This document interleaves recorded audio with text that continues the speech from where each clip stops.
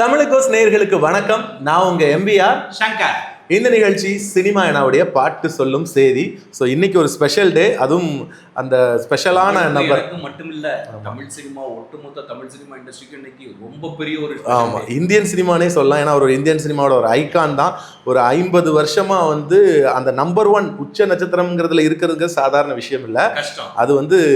அது மட்டும் இல்லை, அவர் திரையில தான் உச்ச நட்சத்திரம். ஆனா வந்து அவர் வெளியில எப்பொழுதுமே அதே ஒரு பணிவு, ஒரு மேக்கப் இல்லாம இதுதான் என் உருவம், நான் இப்படித்தான் அப்படிங்கிறத காட்டுறதுக்கு வரதுக்கு அப்படிங்கிறதுக்கு ஒரு மிகப்பெரிய தைரியம் வேணும். ஏன்னா எம்ஜிஆர் அவர்கள் வந்து புகழ்பெற்ற நபர். அவரை பத்தி எல்லாமே தெரியும் சொல்லுவாங்க. நான் எப்பவுமே எம்ஜிஆர் அவர்கள்லாம் ஒரு அடையாளம் இருக்கணும், தொப்பி கண்ணாடி, அதை வந்து என்னைக்குமே அவங்க கலட்டக்கூடாதுன்னு விரும்புவாங்க. திரையில வேற மாதிரி இருந்தாலும் நிஜத்துல அதை வந்து மெயின்டைன் பண்ணணும்னு நினைப்பாங்க. அதே மாதிரி ஒவ்வொரு நடிகரும். ஆனா ரஜினிகாந்த் அவர்கள் வந்து விக் வைக்க மாட்டார், மேக்கப் போட மாட்டார், ஒரு சாதாரண சட்டை தான் போட்டுட்டு ஸ்டேஜ்ல வர்றது வந்து ஒரு காலத்துல அவரோட அழகான முடி. ஆமா, இப்போ கொஞ்சம் அது வயது இருந்தாலும் அதே தோட்டத்துல அவங்க வரணும் அப்படிங்கிறது வந்து சாதாரண ஒரு விஷயம் இல்லை. அது அவரே சொல்லியிருக்காரு, சூப்பர் ஸ்டார் ரஜினிகாந்தே சொல்லியிருக்காரு. நான் வந்து முடி வந்து வெள்ளையாச்சுன்னு சொல்லி கண்ட கலர்லாம் போட்டு கடைசியில் தான் தெரியும் முடி கொட்டினதுக்கப்புறம் எனக்கு அந்த டை ஒத்துக்கல அப்படின்னு சொல்லிட்டு அவரே சொல்லியிருக்காரு. So that one and only super star Rajinikanth அவருடைய பிறந்த தினம் இன்னைக்கு டிசம்பர் 12. ஸோ இந்த நாள் வந்து அவருடைய ஒரு சிறப்பு நாளாக சிறப்பு பாடல். இந்த பாட்டு வந்து பார்த்தீங்கன்னா இந்த படமே வந்து ரஜினிகாந்துக்காக உருவாக்கப்பட்ட ஒரு படம். ஆனால் ரஜினிகாந்த் வந்து மனிதன் படத்துக்கு அப்புறமா ஏவிஎம், ரஜினி, எஸ்பி முத்துராமன் இவங்க எல்லாரும் சேர்ந்து பஞ்சு அருணாச்சலத்தில் போய் டிஸ்கஸ் பண்ணுறாங்க. என்னோட இமேஜுக்கு ஏற்ற ஒரு படம் பண்ணணும், கிட்ஸை டார்கெட் பண்ணி பண்ணேன். அப்போ ரஜினி வளர்ந்துருக்க நேரம் குழந்தைகளை அட்ராக்ட் பண்ணணும். குழந்தைகளை பிடிச்சிட்டா ஏன்னா விஜய் கூட சொல்லுவார், சிவகார்த்திகேயன் பற்றி அவர் குழந்தைகளை பிடிச்சிட்டாரு அப்படின்னு. இல்லை, ஒரு காரணமும் இல்லை, சாதாரண ஒரு காரணம் வந்து அவங்களும் நடிப்பில் வந்து நிறைய வந்துட்டு இருக்காங்க, வேற ஒன்றும் இல்லை. ஸோ அப்போ வந்து அதை மாதிரி வந்து கிட்ஸை டார்கெட் பண்ணி ஒரு படம் பண்ணும் அப்படின்னு சொன்னோடனே முதல்ல வந்து ஏவிஎம்லேருந்து பாபுன்னு சொல்லி ஒரு படம் வந்துச்சு முன்னாடி. அந்த படத்தை பண்ணலாம் அப்படின்னு சொல்லி ஒரு குழந்தை பேஸில் வரும். ரஜினி வந்து என்ன சொல்லியிருக்காரு, ஒரு ஆர்ட் ஃபிலிம் மாதிரி இருக்கும். அது வந்து இப்போ 6-60 வரையெல்லாம் பண்ண ஒரு ஃபீல் வந்துடும்.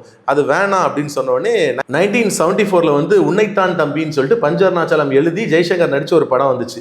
ஸோ அந்த படமும் அப்புறம் வந்து மேரி பாப்பின்ஸ் 1964 ஒரு படம் வந்துச்சு. அந்த படமும் த சவுண்ட் ஆஃப் மியூசிக்னு ஆல்ரெடி சாந்தி நிலையம் எடுத்தாங்க.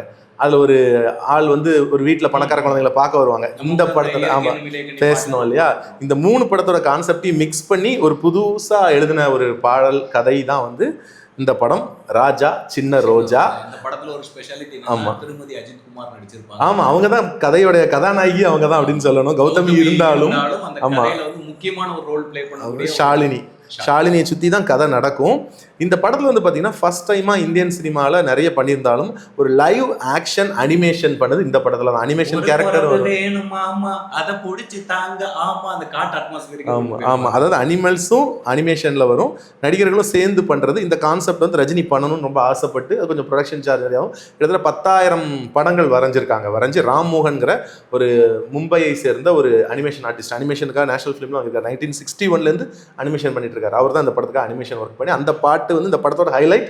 இந்த படம் 175 days ஓடினதுக்கு அந்த பாட்டும் ஒரு காரணம். அதுதான் வந்து இந்த படத்துல என்ன அப்படின்னு கேட்டீங்கன்னா, ரஜினி வந்து ஒரு ஹீரோவா மாறணும் அப்படிங்கிற ஒரு எய்ம்ல ட்ரை பண்ணிட்டு இருப்பாரு. அத வந்து படத்துல பிரசன்ஸ்ல இதே மாதிரி அவருடைய சப்ஜெக்ட் ரிலேட், அவருடைய ப்ரொஃபஷனல் ரீதியா வந்த இன்னொரு படம் குசேலன். அதுக்கப்புறம் ஆமா, இந்த 2 படங்கள் தான் வந்து அவர் ஒரு சினிமா பேஸ்லயே வந்திருந்த படங்கள்ல முக்கியமா சினிமா நடிகராவே சில படங்கள்ல வந்திருப்பாரு. இதுல வந்து அந்த ப்ரொஃபஷனை பேஸ் பண்ணி வந்து இந்த யாருன்னு ஒரு படத்துல சினிமா நடிகராவே காட்டியிருப்பாங்க. அசோக் குமார்ங்கிற பேர்ல குசேலன் படத்துல வந்திருப்பாரு. சோ இந்த ராஜா சின்ன ரோஜா இன்னைக்கு நம்ம எடுத்த கான்செப்ட் என்ன பாட்டு பாடலாம், இன்னைக்கு அவர் பிறந்தநாள் வேற.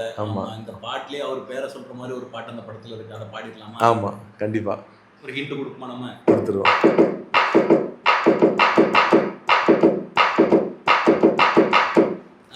ஸோ அவருடைய பாட்டே ஒன்று பாடிடலாம்.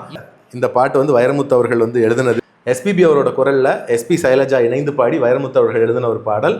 சந்திரபோஸோட இசையில ரொம்ப சூப்பரான ஒரு பாடல். இன்னைக்கும் ரஜினிகாந்துக்கு எவ்வளோ இசையமைப்பாளர் இசையமைச்சாலும் இந்த பாட்டு வந்து வேற லெவல். அதுல இந்த பாட்டு வந்து இன்னைக்கும் போடக்கூடிய ஒரு பாட்டு. உண்மை.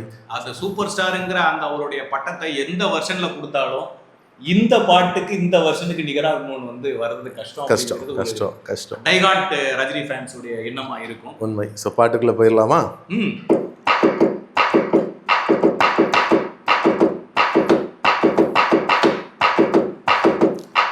சூப்பர் ஸ்டார் யாருன்னு கேட்டா சின்ன குழந்தைய சொல்லும், கண்ணா உங்க பேர ஒரு தரம் சொன்னா நிமிர்ந்து எழுந்திடும் புள்ளும்.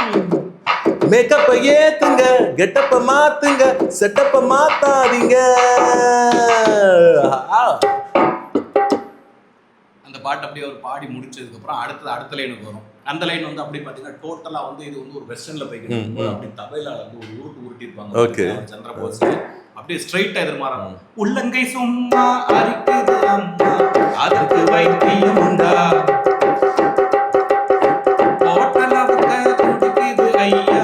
இதுக்கு வைத்தியம் உண்டா அப்படின்னு போட்டு முடிச்ச உடனே அவர் அப்படியே வெஸ்டர்னுக்கு வைத்தியம் மெத்தை இருக்கு, காரியம் மீறினா மெத்தை இருக்கு.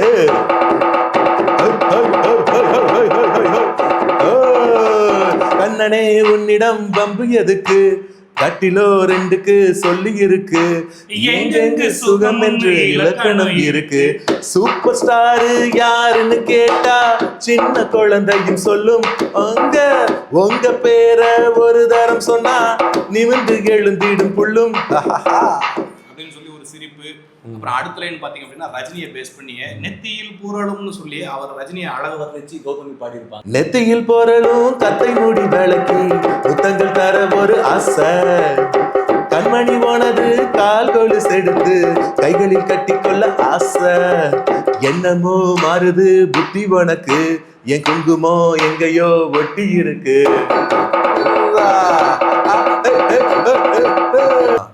ஆணுக்கும் பெண்ணுக்கும் பந்தம் இருக்கு, நான் அல்லவும் கில்லவும் சொந்தம் இருக்கு, என்றாலும் அதுக்கு ஒரு இடம் பொருள் இருக்கு. சூப்பர் ஸ்டாரு யாருன்னு கேட்டா சின்ன குழந்தைய சொல்லும். கண்ணை கேளு, எனது பேர ஒரு தரம் சொன்னா நிமிர்ந்து எழுந்திடும் புல்லு. மேக்கப் ஏறலாம், கெட்டப்பு மாறலாம், செட்டப்பு மாறாதம்மா. சூப்பர் ஸ்டார் யாருன்னு கேட்டா சின்ன குழந்தையும் சொல்லும். உங்க பேர ஒரு தரம் சொன்னா நிமிர்ந்து எழுந்திடும் புள்ளும்.